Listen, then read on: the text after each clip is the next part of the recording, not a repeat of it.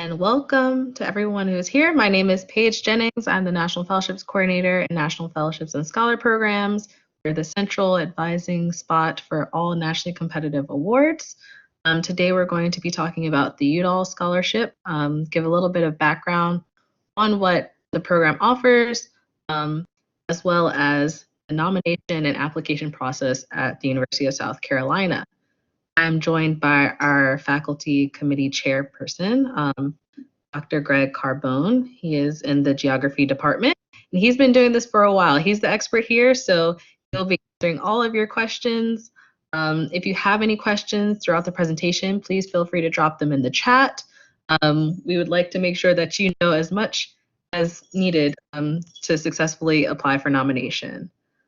So I'm going to go ahead and share the presentation. Hopefully you guys can see it all right. Okay. All right, so the Udall Scholarship for undergraduates. Let's get started. So first things first, why are we here? What is the Udall about? So the Udall Foundation awards scholarships to college sophomores and juniors. The way that they define sophomores and juniors is by the time that you have spent at the university as well as the time that you have remaining. So it's a little bit complex if you have questions about that, like maybe you're a freshman, or this is your first year at the university, but you have credits of sophomore or junior. If you have any questions about the eligibility, please talk to us. It can be a little bit confusing there, but generally sophomores and juniors for leadership, public service, and commitment to issues related to Native American nations or to the environment. Typically, University of South Carolina students are interested in the environment piece, but if anyone is interested in the Native American policy, health policy piece, please let us know in the chat. It might require a one-on-one meeting with us a little bit more in detail, since that's not typically what we're going to go over today. But if that's something of interest to you, please do let us know. And so for Udall scholars, there's lots of benefits to receiving this award. The first is that you will join a growing alumni network of distinguished leaders. So Udall scholars are leaders in their field. They're going places. They connect with each other really well, which leads me to the next piece. You'll have a 5-day scholar orientation in Tucson if you are selected. So this is your opportunity to meet other people who are interested in the same things that you are interested in, right? We'll talk about different issues related to environmental policy or health policy of Native American communities at this Scholar Week. So that's a pretty big benefit. We'll have different seminars and things like that during that week. The next thing, of course, along with the alumni network, is just networking with other leaders and public servants. So because you all have this dedication to public service, you'll be meeting other people, whether they're Udall scholars or not. The name Udall has a lot of benefits if you are attached to the legacy of the Udall brothers. And we'll get into that a little bit later about, who were Stuart and Mo, why are they so revered in the field of environmental policy and Native American health and policy. And then finally, you receive up to $7,000 for study in the next academic year. So that means if you are a sophomore and you receive it, then you'll receive money for your junior and senior year. And then if you are a junior who receives it, you'll receive it for your senior year. They do have some documentation that you have to go through to receive the money. So there's fine print there. Generally, this is what the program offers to scholars. Who should apply? So as you can see here, we have a long list of different backgrounds, and you guys all wrote out your majors in the chat, which I really appreciate. But there's no one Udall scholar, right? There's lots of different students who have different backgrounds, but they are all passionate about committing to a career in the environment. So if you're interested in, I think someone was an environmental science major here. We had someone who was an engineering major here. We've had nominees and recipients from lots of different backgrounds. So this is not by any means a complete list. So if you're like, oh no, my major's not here, don't worry too much about that. This is just an example of the variety of different backgrounds that we see our students are applying for this award. So going back to what was in one of the previous slides was leadership. It's a very, very big part of the Udall program. The scholars that they're looking for are going to be leaders in the field. So when Udall's looking for leaders, what does that mean? They're looking for people to bring together others and motivate others to action. And they are problem solvers. They're people who don't just sit by and, see things that they don't agree with happening. They go out and they try to fix those things, right? So they look for creative ways to fix these issues. They are very big on consensus. We'll get to that in a bit. And our committee will, in addition to the national committee, they'll evaluate applicants who are likely to have a significant impact in their field. So they want people who are big dreamers, who want to really be leaders in their field. So there is a leadership essay in the application, and Dr. Carbone will talk about what strong examples of that looks like. I know a lot of students automatically think, well, I'm not the president of this club on campus. It doesn't necessarily have to be that. That's just something to keep in mind, that leadership isn't necessarily a title. As you see here, it doesn't say that you have to hold a title of any sort. So, think outside the box about what kind of leadership examples you've had in the past. Next very big piece is the public service piece. So how does Udall define public service? Lots of different examples. So it could be something that you're doing in the community, as you see at the bottom, so volunteering on or off campus. If you're doing like any volunteer research, sometimes that can count. If you're in the health area, so healthcare services. If you're doing like free clinics over the weekend, those types of things in the community, that totally counts as public service.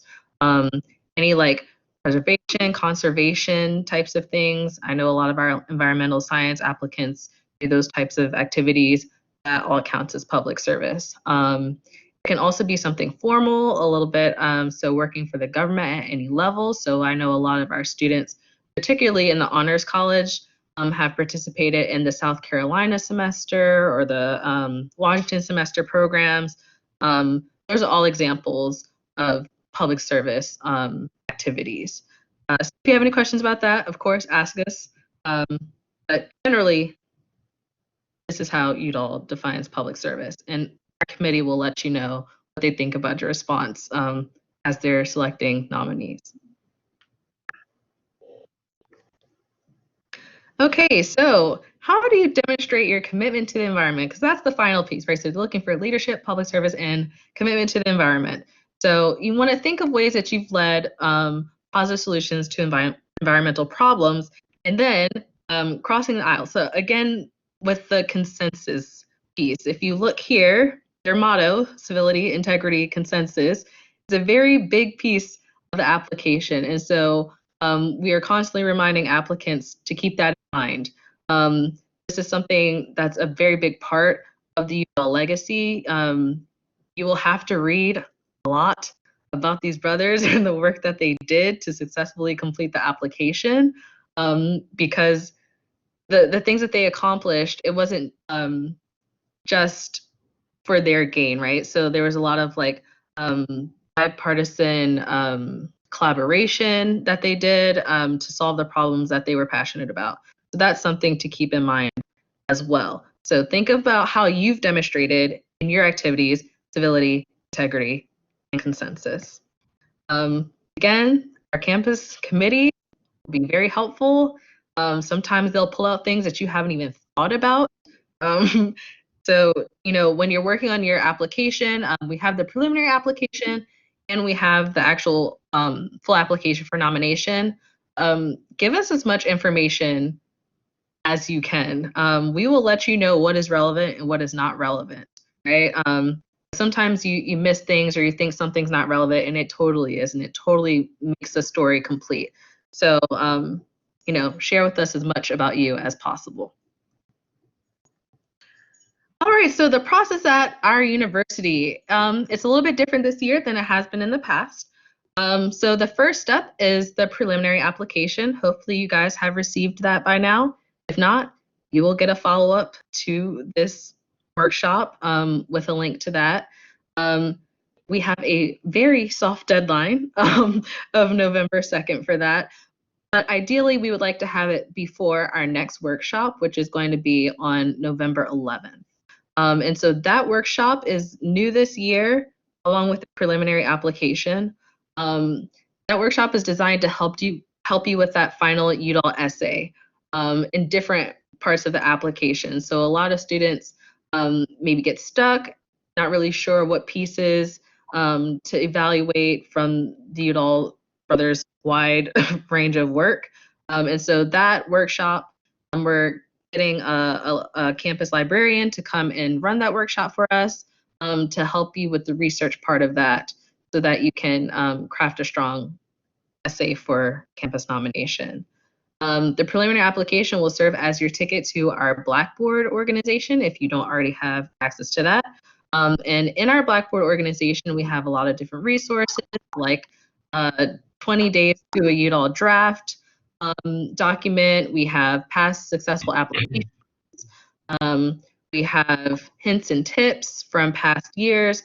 Lots of good resources there for you to utilize. So please get that in. It's designed to be kind of a brainstorming activity to get wheels turning before you start getting pen to paper for the actual application for nomination. We highly encourage you to meet with a National Fellowship advisor beforehand. Yes, Harrison, I actually have. Yes, so the question was, is the preliminary application attached to the intent to apply form? The answer is yes. So if you've seen our intent to apply form somewhere out there, whether it's in our newsletter or email, you just go and click Udall and it will link you to the preliminary application. It is separate from the general intent to apply form. Harrison, I actually think I got yours.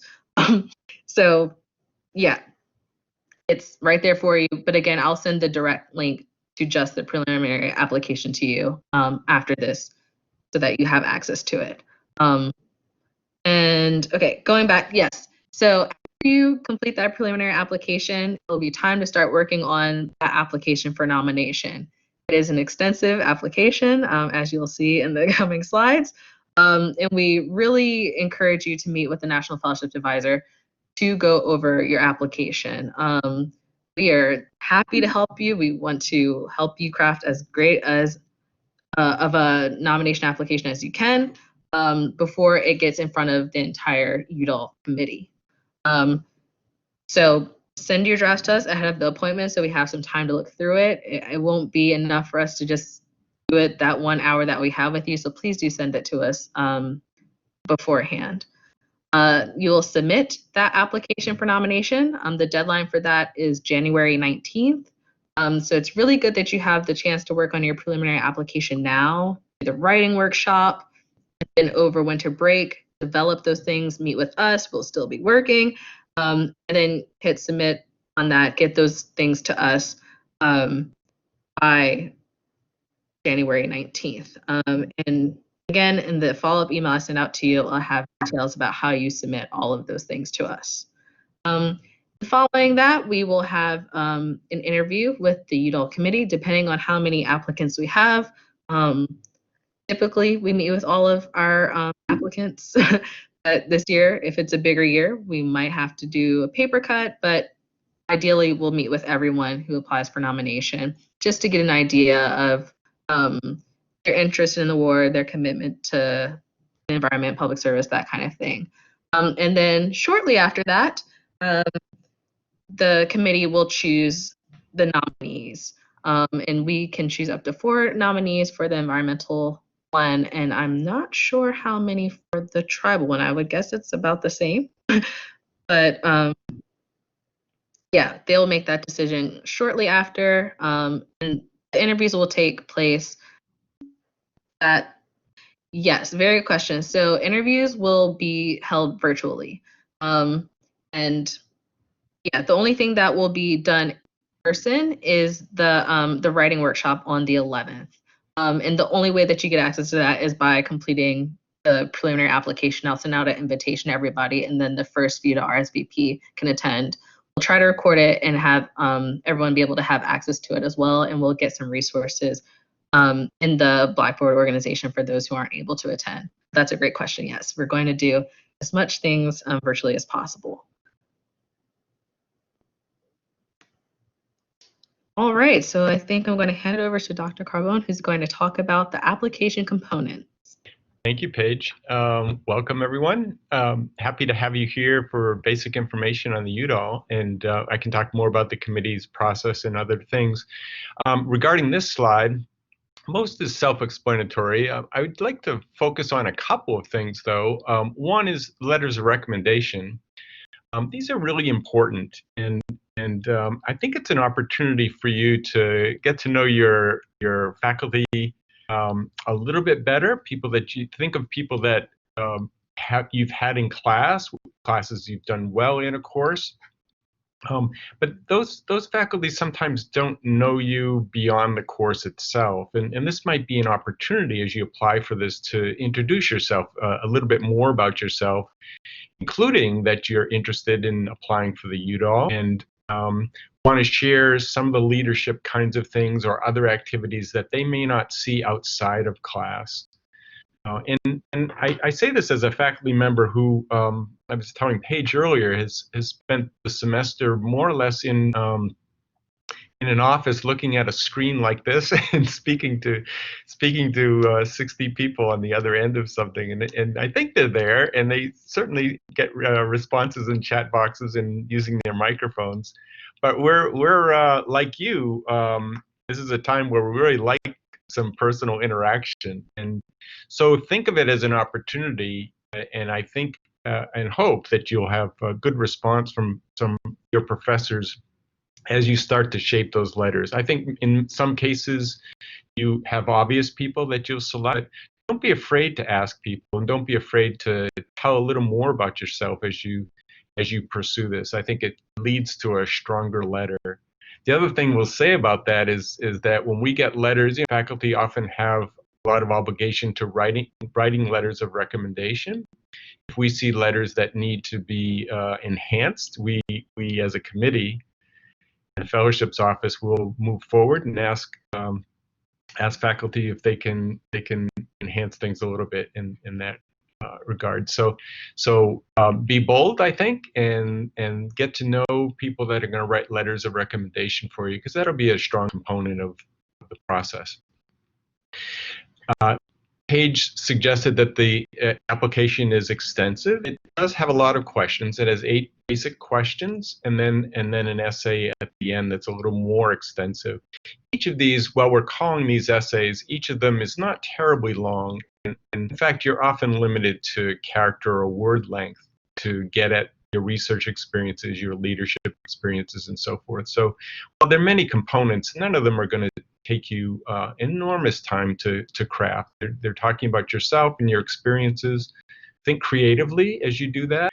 The committee will help you. The fellowships office will help you to organize things in the proper place. So don't be overwhelmed by the number of questions. I think nothing is terribly long.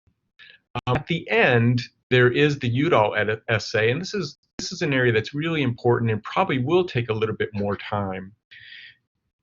You'll start this process by reading what Mo and Stuart Udall had to say, either in speech or in their writing, about the environment, or if you're interested in Native American affairs, about what they had to say about the West and about Native Americans.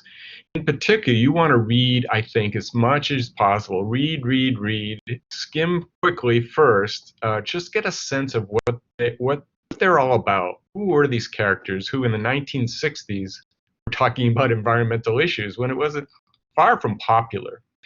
So get to know them quickly, and then as you're reading quickly, make notes on particular pieces that resonate with you, that you think connect with you, or that you can quibble with. that you can agree with, that you can critique in some sort of serious way.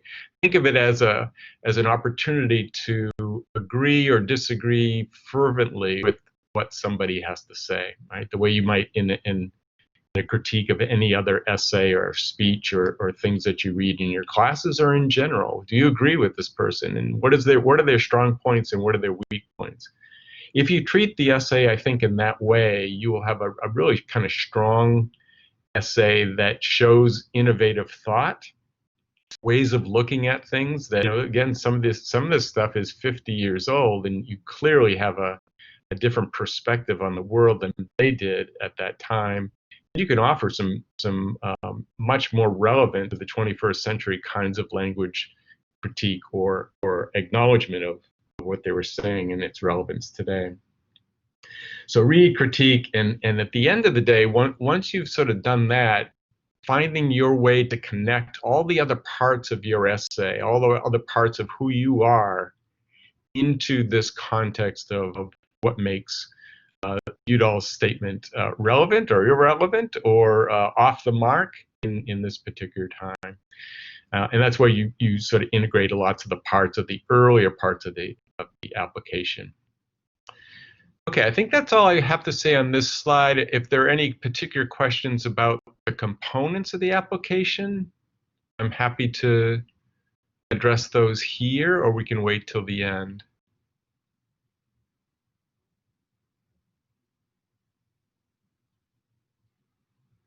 Okay, so what are we looking for? Well, obviously, there's some basic criteria that Udall scholars need to have. A relatively high GPA. They're looking at 3.7 and above. We're looking for people who have a real passion for the environment, people that have some basic leadership skills, people that are able to really sort of dig in and think about what the Udalls are about, people who want to do public policy related to the environment, people that embrace the kind of civility and working hard to come to consensus on difficult issues. These are all the sort of things that the Udall, the National Udall Committee, is going to look for in a scholar. So many of you have those qualities.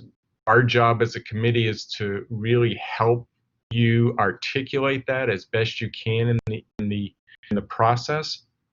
Our interview with candidates is after we've read the full file, and the process usually goes something like this. We have 4 or 5 committee members. Each of them has read with their own lens, each of them from a very different perspective because of their disciplinary specialties. And collectively, we've got a lot to say about how certain parts of your essay could be either reorganized, or we just use the opportunity to get to know you a little bit better, to find out what didn't make its way onto the application that might be a way to enhance it as well. Once that first round of the process happens, and this is sort of a logistical thing, once that interview happens, we have to make a decision on who to put forward nationally. And so the committee has a conversation about that, makes decisions. And once we decide up to 4 candidates that we want to put forward nationally, then lots more encouragement and coaching happens in that process of refining your application. There'll be several weeks between your interview and when you're finalizing your application is due. And that offers an opportunity for us to work one-on-one with you. So each person nominated further will get a mentor who will work closely with them in that 3 to 4 week period leading up to the final submission, which is sometime in early March. I don't have the exact date in front of me, but Paige will keep us honest about all that. So this is one of those situations where you'll get a lot of attention from the committee. We tend to have a number of Udall applicants each year, but that number is not enormous. So you'll get attention to each of your individual applications at the front end. And if you're nominated to move forward to the national competition, you're going to get even more. You'll have everyone on the committee will have vetted your application, and then you'll work one-on-one with a mentor to refine it. So it's a pretty involved process. You're going to get a lot of attention from us as a committee. Everyone on the committee is dedicated to putting forward your best application. The fellowships office is obviously very invested in that, and they put a lot of time in the upfront stuff. So you'll have a lot of people helping you along the way in this process, and I hope you use us as resources for that.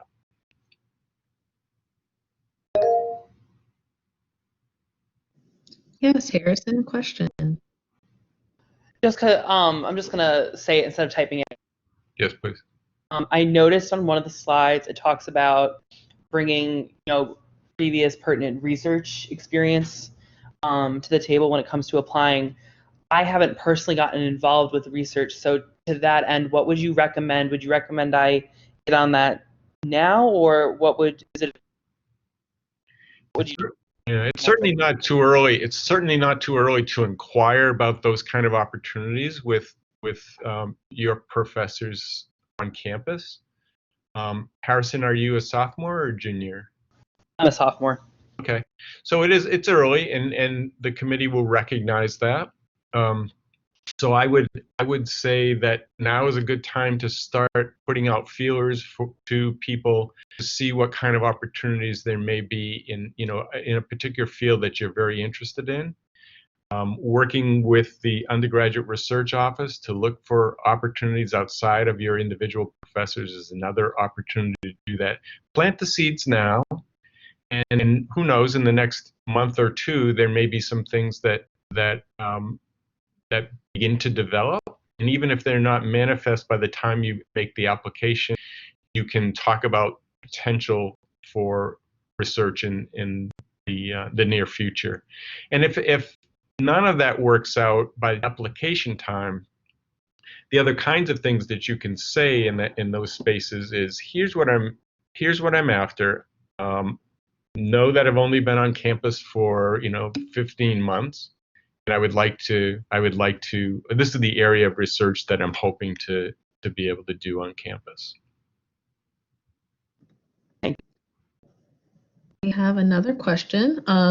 So someone asked, do I need to pursue a specific type of research because they're currently doing biology-based research? Sure. If you really like biology-based research and you're passionate about it, then pursue it. So I think there are many avenues for doing it. I wouldn't change the particular direction of one's research in order for the Udall application. I would, if it's a kind of research that you like, but maybe you want to try something else for other reasons, then absolutely explore those waters. On the other hand, if you're in a lab or doing research on something in particular that you love and are passionate about, and you think is very connected to your longer term goals, then pursue it with all that enthusiasm and passion. And for the Udall application, find ways in which you can share that passion and think about how it can be connected to the kinds of things the Udalls hold dear. Policy, right? Consensus, the civility of debating tough issues and coming to some resolution, some solution for a major problem. And I say that because, as Paige pointed out early in the presentation today, is that people have come to Udall from all kinds of backgrounds and all kinds of subdisciplines and specialties. We certainly we've had lab bench kind of scientists. We've had other people, social scientists. We've had engineers. We've had a range of people with a range of experience. The Udall committee wants to see that passion and enthusiasm, and they want to see how you can connect it in your own unique way. And so obviously, because of that, you can come from all kinds of perspectives to making that part of your essay really strong and making that part of your whole portfolio really strong. So bottom line is, if you like what you're doing, keep doing it. If you want to explore other waters, go ahead, but don't do it exclusively for Udall, because I think there are ways to to express the things you really love and put them into the Udall essay. And we'll help you do that if you're struggling with any part of that.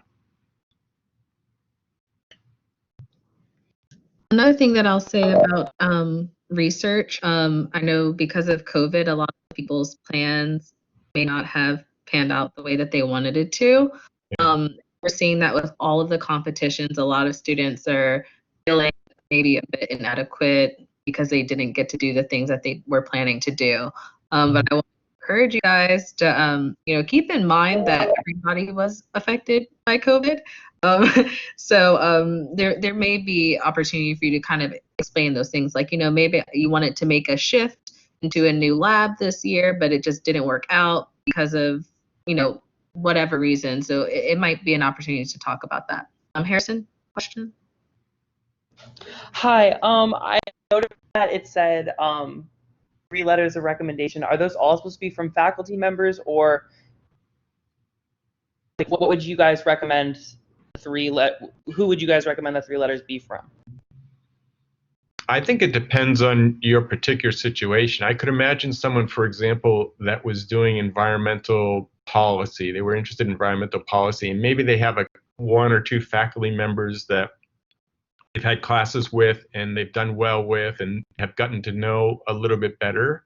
But maybe also they've worked with the state energy office, or they've worked with some partner off of campus who can speak to their potential and leadership skills. So I think there's opportunity for non-faculty members in those cases where people have had significant kinds of experiences outside of the university that are meaningful. Paige, do you want to add something to that? I'm sorry. Yeah, I was going to say the same thing. So like supervisors, for example, or like an advisor of a club, maybe they haven't had you in a class per se, but they can speak to your leadership or public service interests. All right, cool. Thank you. Okay, I think so. The last thing, what makes an applicant stand out? Is there anything that is interesting? I think going back, I'm going to go back to the previous slide. There's an additional information essay. If you want to speak to that essay, because a lot of times students don't really know what to include in that one. Yeah. We learn a lot as a committee. We learn a lot in that essay. There obviously the essays are numerous. There are lots of spaces, but they don't necessarily capture particular things. So this is an opportunity to just share something else about yourself that makes you unique, and I think connected to what the committee is looking for, the national committee especially, right? Because they're going to get hundreds of applications, and the idea is that they want to select from among a lot of people who care about the environment and want to think about environmental policy to address issues. They're looking for unique perspectives. They're looking for a kind of boldness, a unique way of looking at things. So this is an opportunity to say a little bit more about who you are and what kind of unique perspective you take on the world that could be relevant to this. So it's sort of a catch-all area, but it's certainly an opportunity for you to talk about certain things.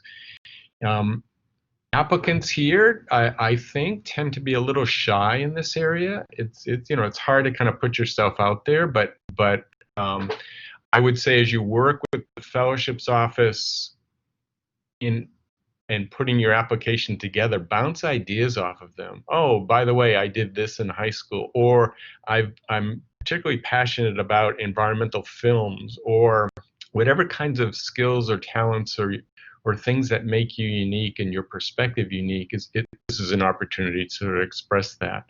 And I think the committee is really looking for something that's going to stand out. What is it noticeable?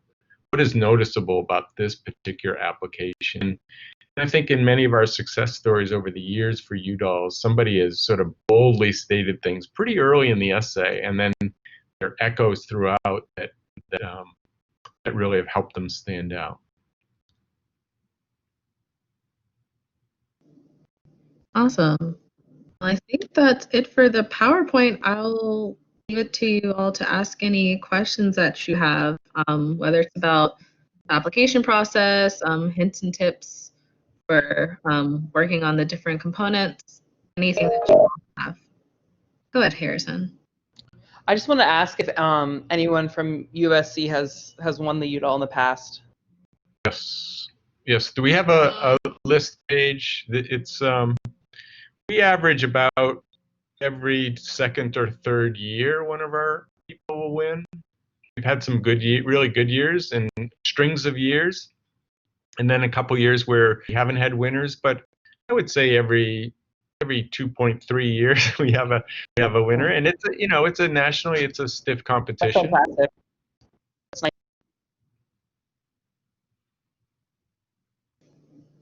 Harrison, I think you're breaking up because I can no longer hear you. I just wanted to ask that. So that's Yeah, and we have the full list of our recipients, their names and their majors on our website. So if you go to our website and you go to National Fellowships, you can find the information about like our past recipients. All the information is there. And like I said, in our Blackboard organization, we do have examples of past successful applications. So we had a winner in 2018. Their application is in Blackboard for you to take a look at. Never recommend starting there. I may actually change the website. Okay, yeah. So Jen said we've had about 20 Udalls and a couple of honorable mentions when they used to do that. So we've been successful in this one. So yeah, you can access that information on our website. And like I said, the essays themselves, we have a few on our Blackboard. But draft yours first and then take a look at those are the final products. We don't want you to, get overwhelmed like, oh my gosh, I'll never get there. Keep in mind that's very, very different from what they submitted for the campus nomination. That's right.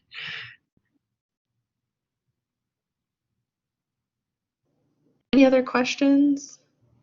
I noticed we have a lot of sophomores here. I know that you guys are eligible to apply as a junior as well. So sometimes people just put it off until the next year.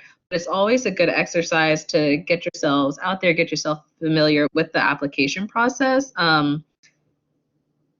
Typically, juniors have more experience. So if it comes down to a sophomore and a junior and all things are equal, we're probably going to nominate the junior just because it's their last chance to be able to apply. But even last year, we had a sophomore who was nominated. So you never know. Don't count yourself out. Definitely give it a shot if this seems like something that's interesting to you.